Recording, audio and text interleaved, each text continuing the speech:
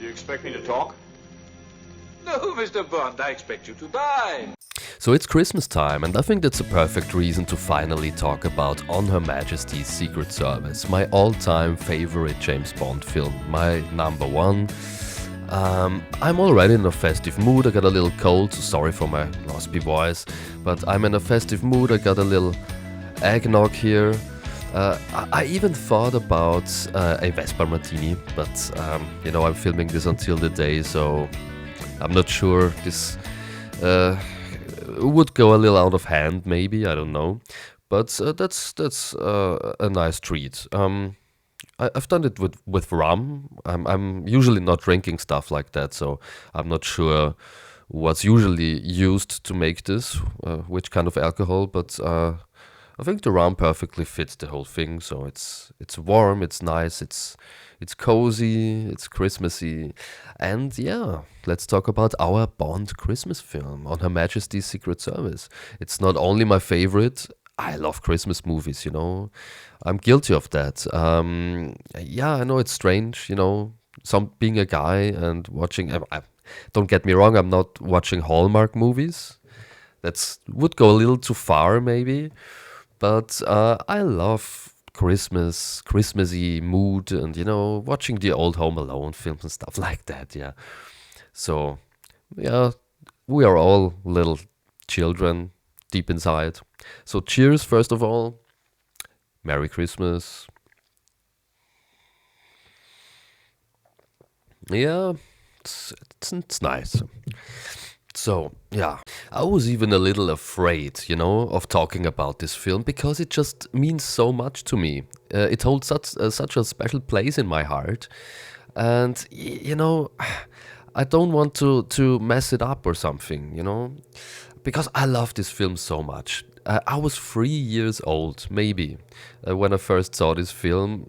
I know it's ridiculous. I didn't get what was going on in the film, had no clue, but I was entertained and it totally captured me. This was 1969, written by Richard Maybaum and Simon Raven. Haven't ever heard of the guy, to be completely honest with you. It was directed by Peter Hunt. And of course, Sean Connery was out of the franchise by that time, and George Lazenby took over the role of James Bond.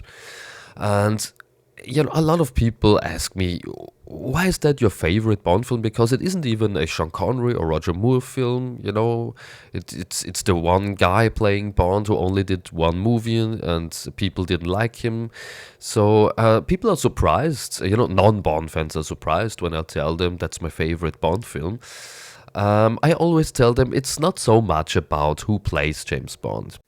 It's more about the character of James Bond as a whole. And the character, endured many actors, many decades. And I'm also focusing more on the movie as a whole. For example, some of my favorite films got my least favorite actor in it. But there are many elements which are important to make a great Bond film. And this film has it all. It's a character-driven film. It's a story-driven film. It's dramatic, it has some depth to it, but it's exotic and fun at the same time. And it balances those elements perfectly. It's the perfect balance. I think everything that I love about a Bond film is in there. Lazenby is great. Let me just, considering the fact that he wasn't even an actor back in the day, he did an amazing job. Of course, he's not as great as Connery, and replacing Connery must have been very hard to do, of course. But considering the fact that he got into a very complicated situation and dealt with it the way he did, I respect the man a lot, and I like him in the role of Bond. And I think he also gives a very balanced performance. He's rough on the edges, he's very masculine like Connery and great in the fight scenes, pretty tough, but at the same time he's funny and charming and very likable. So I think, yeah, it's a very balanced performance. What I like about this film, it's a down-to-earth Bond film. You know, they always do the same thing. With the last Connery films, they totally went over the edge. It gets pretty ridiculous at times with the gadgets and with the sci-fi elements and with the larger than life over the top villains and everything. And yeah, sometimes they go a little too far, and when they did, they come back down to earth and they make a more down to earth Bond film. So, and this is exactly what this is, but it's at the same time exotic enough and adventurous enough, and also again very balanced in that sense. The chemistry between Bond and Tracy, portrayed by Diana Rigg. I'm a little tired because of the cold, so it's not easy to concentrate today. Yeah, played by Diana Rigg, and great chemistry between those two. You really believe this love story, and think about the fact that there hasn't been a love story in the Bond franchise by that time back in the day. The Bond girls were disposable pleasure to Bond and funny and great to look at, but there wasn't a serious relationship until this film, and you really believe it. It's a serious and likable relationship. I like to spend time with those two. They're just likable characters and both a little lost. Tracy is a lost person. She wants to kill herself by the beginning of the film. And Bond also is a very lost character with a dark past. And, of course, his job is it's not a lot of love to find there. And they perfectly fit together because they're outsiders. Both outsiders, both very different, but tough people at the same time, because they had hard lives. So they, developed some toughness. And Tracy's, not the damsel in distress. Yeah, Bond saves her, but she's not that wounded bird, we are used to as Bond fans, and which Fleming usually wrote. As I said in other reviews, he loved his wounded birds and Bond to save the girl. But she's very lost and suicidal, but at the same time, she know how to kick ass. She has an amazing fight scene by the end of the film, where she really messes up some guy who attacks her.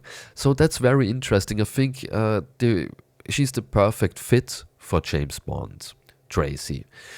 You also got an amazing villain, with Blofeld, Telly Savalas. Some think he's a little too American.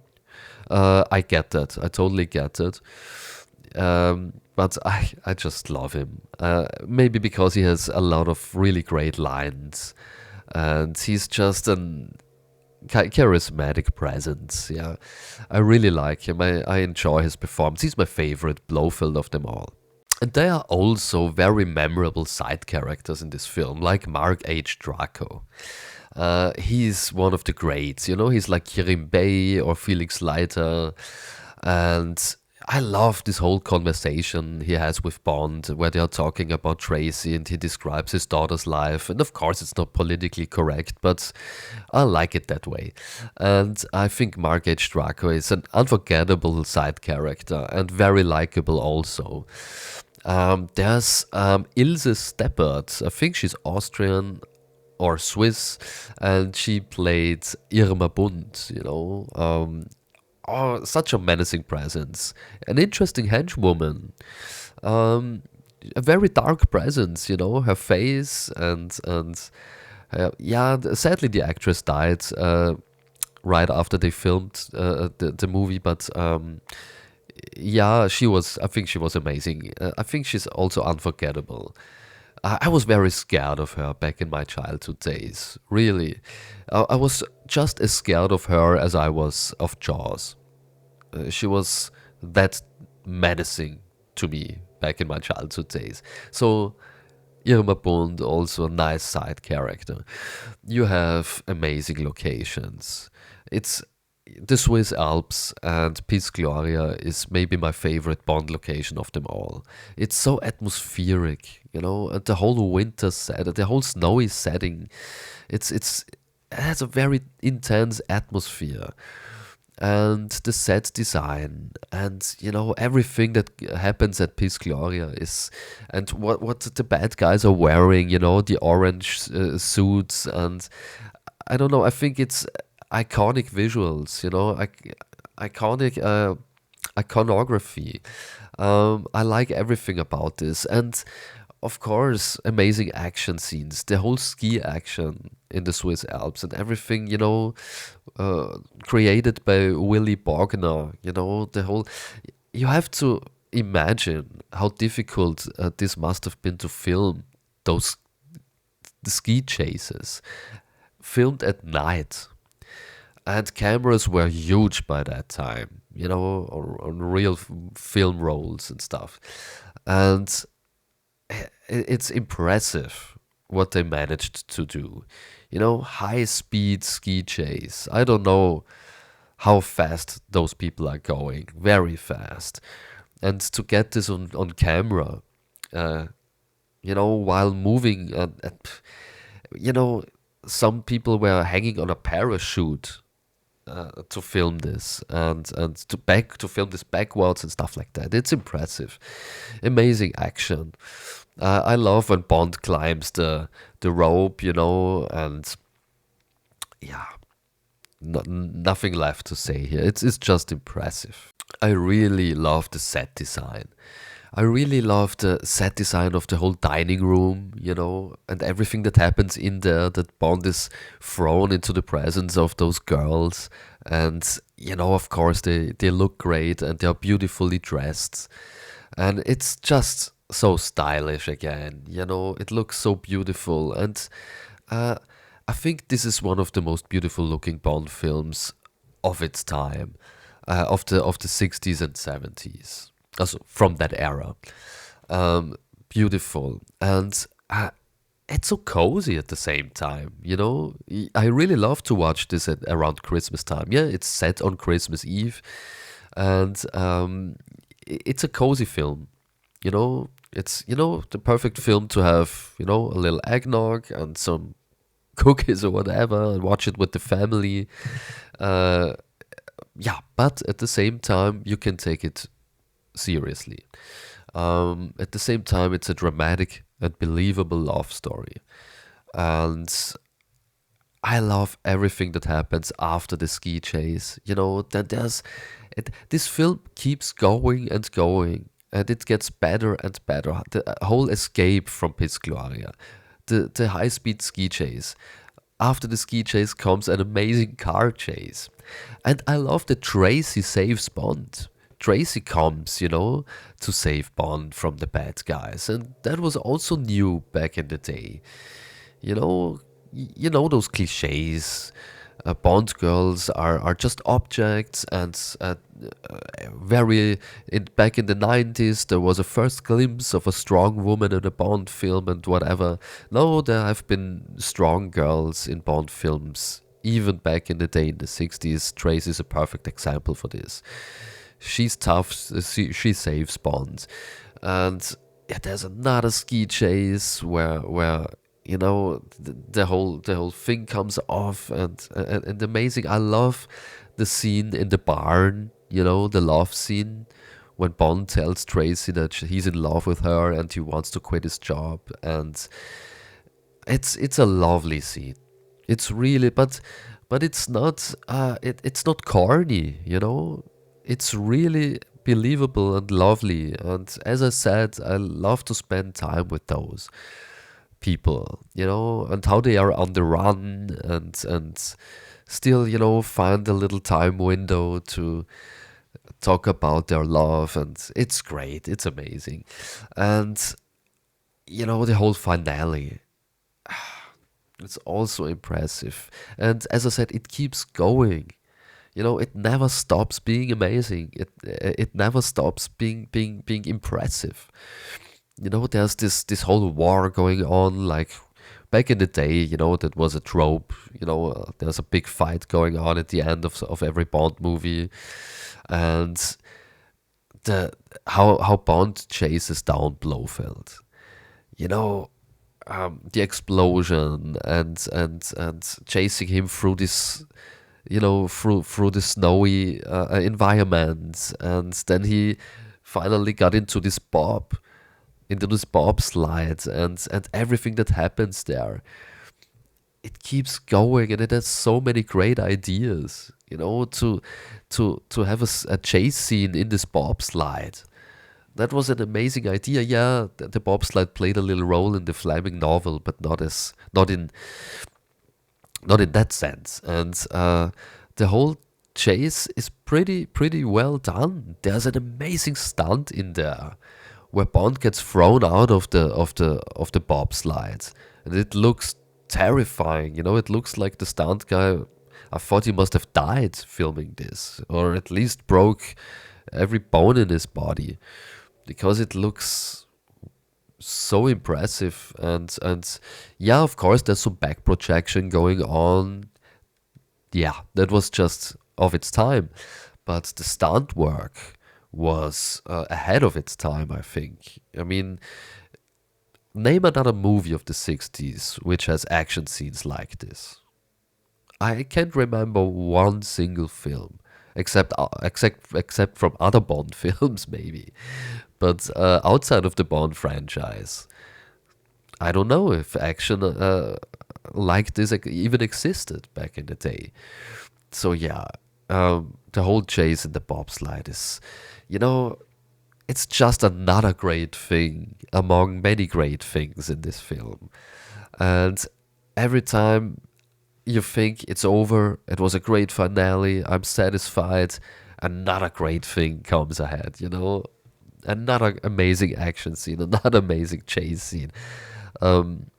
Yeah, I, I love this film so much.